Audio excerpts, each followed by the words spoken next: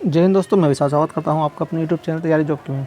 दोस्तों, हम टारगेट कर रहे हैं यूपी पुलिस परीक्षा को, यूपीएसआई और उन सभी परीक्षाओं को जिसमें अपनी हिंदी एक महत्वपूर्ण योगदान रखती है। ठीक है, तो आज का हमारा यूपी पुलिस परीक्षा के लिए हम लेकर आया हूँ। तो इसका आज प्रैक्टिस सेट नंबर 17 है और आप ऐसे ही प्रैक्टिस सेट रोज शाम को आपको शाम 5 बजे देखने मिलता है आपको इसी चैनल पर। ठीक है, और ऐसे ही प्रैक्टिस सेट पाने के लिए चैनल को सब्सक्राइब जरूर कर लें, जिसको आपको आने वाली वीडियो का नोटिफिकेशन मिल सके। और सब्सक्राइब करने के बाद घंटे वाला बटन जरूर दबा लें। ठीक है, तो आज हमारा प्रैक्टिस सेट नंबर 17 पहला क्वेश्चन है वर्णमाला से। ठीक है, मैं आपको बताना चाहूँगा कि अपने जो भी प्रैक्टिस सेट आते हैं वो सीधे एक क्रम वाइज आते हैं। पहले वर्णमाला, उसके बाद जो चैप्टर दिए गए होते हैं उसके हिसाब से आते हैं। ठीक है, जैसे कि आपको बिल्कुल हूबहू एग्जाम में देखने को मिलते हैं, तो एकदम परीक्षा के जैसा है जैसा आपको आते हैं। तो हमारा पहला क्वेश्चन है बा व्यंजन है, ए ऊष्म, बी अंतस्थ, सी महाप्राण, डी अघोष। तो हमारा बा व्यंजन है अंतस्थ है। ठीक है, तुम्हारे या रा लावा सब किस में आते हैं? अंतस्थ व्यंजन में आते हैं। बात करते हैं दूसरे क्वेश्चन की। दूसरा क्वेश्चन अपने पास लिखित भाषा में मूल ध्वनियों के लिए जो चिन्ह मान लिए गए हैं तथा जिस रूप से ये लिखे जाते हैं उसे डैश कहते हैं। ए स्वर, बी लिपि, सी ध्वनि कहते हैं, डी व्यंजन कहते हैं। तो उससे क्या बोलते हैं? हम लिपि कहते हैं। Option number B is right. आगे बढ़ते हैं क्वेश्चन नंबर 3 की ओर। तो क्वेश्चन नंबर 3 दिया है पुनरुक्ति व लगाव चिन्ह को पहचाने। आपको क्या करना है? पुनरुक्ति चिन्ह और लगाव चिन्ह को बताना कौन सा है। तो ऑप्शन हमारे ये वाला option A, option B, option C, option D. तो इसका आंसर होगा option number A is right. पुनरुक्ति वाला हम इसे बोलते हैं और लगाव चिन्ह बोलते हैं इसे। ठीक है, आगे बढ़ते हैं क्वेश्चन नंबर 4 की ओर। तो क्वेश्चन नंबर 4 दिया अपने पास। तो क्वेश्चन नंबर 4 दिया है। क्वेश्चन नंबर 4 है निम्नलिखित में से किस शब्द में नी प्रत्यय नहीं लगा है? ये दो शब्द होते हैं हमारे, एक होता है उपसर्ग, ठीक है, एक होता है हमारा प्रत्यय। ठीक है, मूल शब्द, और एक होता है हमारा प्रत्यय। ठीक है, देखो ध्यान रखेंगे, जो मूल शब्द होता है हमारा, मूल शब्द से पहले लगता है उसे हम बोलते हैं उपसर्ग, और मूल शब्द के बाद जो लगता है उसे बोलते हैं हम प्रत्यय। तो भाई पूछा इसमें नि प्रत्यय किस में नहीं लगा है? तो ऑप्शन से हमारे ए शेरनी, बी मोरनी, सी नौकरानी, डी कुटनी। तो आपको दिख रहा होगा क्लियरली। तो इसमें नौकरानी में हमारा नि प्रत्यय नहीं है, नौकरानी में आनी प्रत्यय दिया हुआ है हमारा। इसका ऑप्शन नंबर होगा सी इज राइट। आगे बढ़ते हैं क्वेश्चन 5 की ओर। तो क्वेश्चन 5 दिया है आपको स्त्रीलिंग शब्द अलग कीजिए। आपको क्या करना है? स्त्रीलिंग शब्द बताना है कौन सा है इसमें। ए हुलास, बी हरकत, सी हमला, डी हवाला। तो स्त्रीलिंग शब्द हमारा है हरकत। ठीक है, option number B is right. आपको स्त्रीलिंग और पुल्लिंग पहचान शब्दों की पहचान के लिए आपको कुछ नहीं करना है, केवल विशेषण शब्द जोड़ना है। कैसा या कैसी, अच्छा या बुरा, अच्छा या अच्छी। ठीक है, इस टाइप के वर्ड आपको जोड़ लें, जो आपको सुटेबल हो जाए उसके हिसाब से हम छाँट लेंगे। सही है, आगे बढ़ते हैं क्वेश्चन नंबर 6 की ओर। तो क्वेश्चन नंबर 6 दिया है हमारे पास, राज्यपाल में कौन सी संज्ञा है? आपको बताना है कि राज्यपाल शब्द जो है संज्ञा कौन सी है। ए व्यक्तिवाचक, बी जातिवाचक, सी भाववाचक, डी समूहवाचक। तो राज्यपाल में हमारी है जातिवाचक संज्ञा, यानी option number B is right. ठीक है, आगे बढ़ते हैं क्वेश्चन 7 की ओर। तो क्वेश्चन नंबर 7 दिया है अपने पास, निम्नलिखित विकल्पों में से एक वचन शब्द कौन सा है? तो ऑप्शन से हमारे ए दर्शन, बी नदी, सी घरों, डी लताओ। तो आपको क्लियर दिख रहा होगा नदी हमारा कैसा है? एक वचन शब्द है। Option number B is right. दर्शन हमेशा बहुवचन में यूज होता है, घरों ये बहुवचन में है, और लताओ भी हमारा बहुवचन में है। क्वेश्चन नंबर 8 बढ़ते हैं। तो क्वेश्चन नंबर 8 दिया अपने पास, मित्र का भाववाचक शब्द है। आपको बताना है मित्र का भाववाचक संज्ञा कौन सी बनेगी। ए बंधुता, बी मीत, सी मित्रता, डी शत्रुता। तो मित्र का भाववाचक बनेगी मित्रता, यानी option number C is right. आगे बढ़ते हैं क्वेश्चन नंबर 9 की ओर। तो क्वेश्चन नंबर 9 दिया अपने पास, सर्वनाम के कितने प्रकार हैं? यहाँ से आपके दो क्वेश्चन बनते हैं। आपसे पूछता है सर्वनाम के कितने शब्द हैं, तो आपका आंसर होगा 11। अगर आपसे पूछता है सर्वनाम के कितने प्रकार हैं, तो आपका आंसर होगा option number C is right, 6 प्रकार हैं। ठीक है, आगे बढ़ते हैं क्वेश्चन नंबर 10 की ओर। तो क्वेश्चन नंबर 10 दिया है हमें, आपको बताना है इंद्रिय का विशेषण शब्द है। मतलब आपको बताना है इंद्रिय का विशेषण क्या होगा। ए इंद्रिय, बी इंद्रिक, सी इंद्रिय, डी इंद्रिय। तो इंद्रिय का विशेषण होगा हमारे पास इंद्रिय, यानी option number D is right. आगे बढ़ते हैं क्वेश्चन 11 की ओर। तो क्वेश्चन नंबर 11 आता है अपने पास। क्वेश्चन नंबर 11 है, यह चांदी खोटी सी दिखती है, इस वाक्य में खोटी सी विशेषण का प्रकार है। ए गुणवाचक विशेषण, बी संख्यावाचक विशेषण, सी परिमाण बोधक विशेषण, डी पूर्णांक बोधक विशेषण। तो ये चांदी खोटी सी दिखती है, मतलब हमारी ये कैसी है? गुणवाचक विशेषण है। ठीक है, option number A is right. आगे बढ़ते हैं क्वेश्चन नंबर 12 की ओर। तो क्वेश्चन नंबर 12 दिया अपने पास, जो क्रिया भी हो रही है उसे कहते हैं। ए अपूर्ण वर्तमान, बी सामान्य वर्तमान, सी संदिग्ध वर्तमान, डी संदिग्ध भूत। तो इसका आंसर होगा हमारे पास अपूर्ण वर्तमान, जो क्रिया अभी हो रही है उसे हम क्या बोलते हैं, अपूर्ण वर्तमान काल। जैसे एग्जाम्पल लिख देते हैं, हम अभी पढ़ रहे हैं, हम अभी पढ़ रहे हैं, क्रिया कैसे हो रही है, अभी हो रही है, कैसी है, अपूर्ण वर्तमान काल। आगे बढ़ते हैं क्वेश्चन नंबर 13 की ओर। क्वेश्चन नंबर 13 दिया है, दो प्राणियों तथा वस्तुओं के बीच तुलना की जाए तो क्रिया किस रूप में दिखाई पड़ती है, ए मूलावस्था, बी पूर्वावस्था, सी उत्तरावस्था, डी उत्तमावस्था। तो इसका आंसर होगा हमारा option number C is right, उत्तरावस्था। ठीक है, option number C is right रहेगा। क्वेश्चन नंबर 14 की तरफ पढ़ते हैं। क्वेश्चन नंबर 14 दिया अपने पास। क्वेश्चन नंबर 14, जिस वाक्य में क्रम के अनुसार क्रिया में परिवर्तन होता है उस वाक्य को कहते हैं, ए कृतवाच्य, बी क्रमवाच्य, सी भाववाच्य, डी संयुक्त वाच्य। तो इसका आंसर होगा हमारा option number B is right, क्रमवाच्य। जिस वाक्य में क्रम के अनुसार क्रिया में परिवर्तन होता है उसे हम बोलते हैं क्रमवाच्य। यहाँ होता है जिस वाक्य में कर्ता के अनुसार क्रिया में परिवर्तन होता है वहाँ होता है हमारा कृतवाच्य। ध्यान रखेंगे, क्वेश्चन दोनों ओर से आ सकता है आपसे एग्जाम में।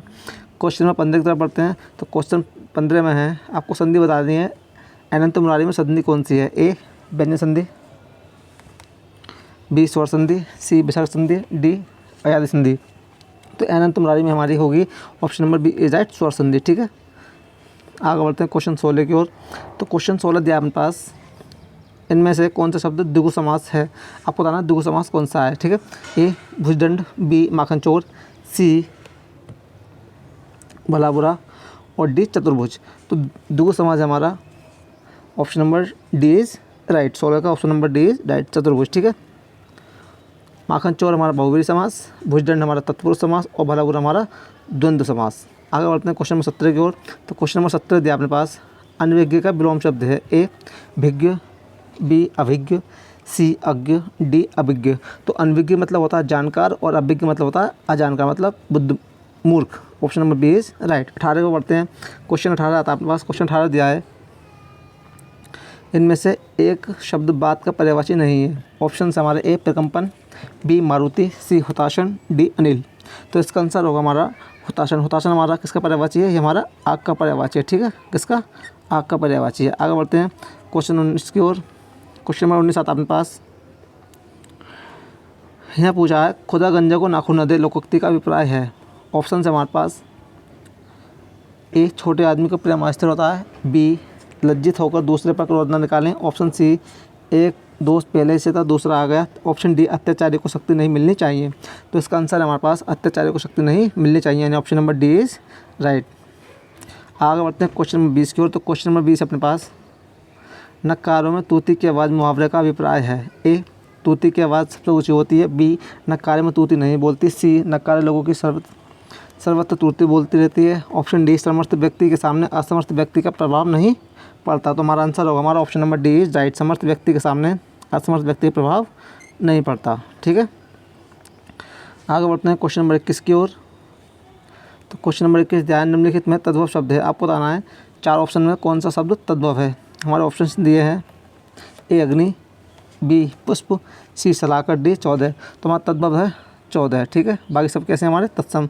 इसका होगा आग तद्भव, पुष्प का फूल, शलाका का माचिस और 14 का 14। आगे बढ़ते हैं क्वेश्चन नंबर 22 की ओर।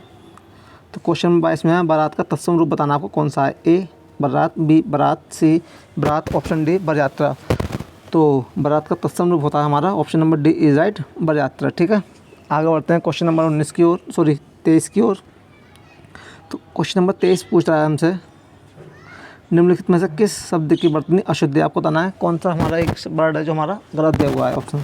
इसमें ऑप्शन है, ए विश्लेषण, बी ज्योत्सना, सी प्रदर्शनी, डी अनधिकार। तो हमारा इसका आंसर होगा हमारा अनधिकार, option number D is right. अनधिकार कोई वर्ड नहीं होता, शुद्ध वर्ड होता है हमारा अनधिकार। ठीक है, अनधिकार सही है। आगे बढ़ते हैं क्वेश्चन नंबर 24 की ओर। तो क्वेश्चन नंबर 24 दिया आपने पास, सही अर्थ वाला शब्द कौन सा है। ए मतलब आपको जो समश्रुत भिन्नार्थ शब्द होते हैं जो सुनने में एक से लगते हैं लेकिन इसका अर्थ भिन्न भिन्न होता है, आपको वो क्वेश्चन है ये। आकर आकार, खान आकृति, बी कूल कुल, बंद शीतलता, सी निर्जर निर्झर, सुनरु झरना, डी शर सर बाण भला आदमी। तो इसका आंसर होगा हमारे पास option number A is right. आकर और आकर हमारा ये गलत दिया है। ठीक है, सही अर्थ वाला तो ये हमारा सही दिया, बाकी सब हमारे गलत दिए हैं। आगे बढ़ते हैं क्वेश्चन नंबर 25 की ओर। तो क्वेश्चन 25 दिया अपने पास, शुद्ध वाक्य का चयन कीजिए। आपको क्या करना है, शुद्ध वाक्य बताना है इसमें कौन सा है। ऑप्शन से हमारे, ऑप्शन ए सांसारिक समस्याओं में सभी फंसे पड़े हैं, ऑप्शन बी निरपराध व्यक्ति को दंड मिला। ऑप्शन सी, हिंदी देवनागरी लिपि में लिखी जाती है। ऑप्शन डी, अत्यधिक दुख सहा नहीं जाता। तो हमें क्या करना है, शुद्ध वाक्य बताना। इसका शुद्ध वाक्य होगा निरपराध व्यक्ति को दंड क्यों मिला होगा, यानी option number B is right. ठीक है, वहीं आगे बढ़ते हैं क्वेश्चन नंबर 26 की ओर हमारा। तो क्वेश्चन नंबर 26 आता है अपने पास, इनमें से कौन सा शब्द वाक्य अशुद्ध है, मतलब आपको पहले शुद्ध बताना है, तो आप बताना है इसमें अशुद्ध कौन सा है। हर एक खिलाड़ी मैदान में पहुंच गए। बी, सड़क पर बहुत भीड़ है। सी, अध्ययन के लिए अच्छी पुस्तकें आवश्यक हैं। ऑप्शन डी, साहित्य और संस्कृति का गहरा संबंध है। तो इसमें अशुद्ध वाक्य हमारा option number A is right. हर एक खिलाड़ी मैदान में पहुंच गया आएगा, यहाँ पर गए नहीं की क्या आएगा, गया। ठीक है, ये हमारा तब शुद्ध हो जाएगा।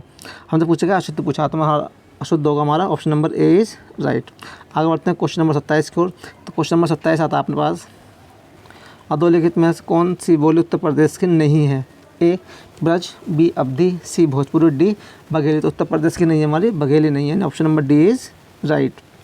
पढ़ते हैं क्वेश्चन नंबर 28 की ओर। तो क्वेश्चन नंबर 28 दिया अपने पास, जिसकी पहले से कोई आशा ना हो के लिए एक शब्द है।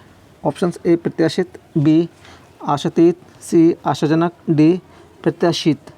तो जिसकी कोई पहले आशा न की गई उसके लिए हमारा आंसर आएगा अप्रत्याशित, यानी option number A is right. आगे बढ़ते हैं क्वेश्चन नंबर 29 की ओर। तो क्वेश्चन 29 दिया अपने पास, गिरा हुआ के लिए एक शब्द है। ऑप्शन से हमारे ए, पतित। बी, लुंठित। सी, धाराशायी। डी, पातकी। तो गिरा हुआ के लिए एक शब्द होगा हमारा पति, यानी option number A is right. आगे बढ़ते हैं क्वेश्चन नंबर 30 की ओर। तो क्वेश्चन नंबर 30 आता है अपने पास, क्वेश्चन 30 है अपने पास, हिंदी काव्य में रसों की कुल संख्या कितनी है। हिंदी काव्य में रसों की कुल संख्या कितनी है। तो कोई ये हमारा बहुत ही विवादित क्वेश्चन है, क्योंकि कभी कभी ऐसा होता है कि आपका जो एग्ज़ाम एक होता है वहाँ 11 और 9 दोनों ही ऑप्शन देखने मिलते हैं, लेकिन आपको अगर एग्जाम में 9 और 11 दोनों ही ऑप्शन देखने मिलते हैं तो आप हमेशा ऑप्शन नंबर 9 को चूज़ करेंगे, यानी option number C is right. अगर हमारा एग्ज़ाम दिया है, आपको एग्ज़ाम बोर्ड में क्वेश्चन आया हुआ है, उसमें ऑप्शन 9 नहीं है लेकिन 11 दिया हो, तो ऑप्शन 11 चूज़ करेंगे। लेकिन आपके एग्ज़ाम में 11 और 9 दोनों ही ऑप्शन एक साथ दिए हैं तो आप हमेशा 9 को ही चुनेंगे। ठीक है, इसका आंसर होगा option number C is right 100%। ध्यान रखेंगे इस बात को। आगे बढ़ते हैं क्वेश्चन नंबर 31 की तरफ। अगला क्वेश्चन आता है रस से। रस पूछा है, यशोदा हरि पालने ने झुलावे, हलरावे दुलरावे मल्हावे, जोई सोई कछु गावे। इस अवतरण में कौन सा रस है। ऑप्शन से हमारे ए, श्रृंगार रस। बी, वात्सल्य रस।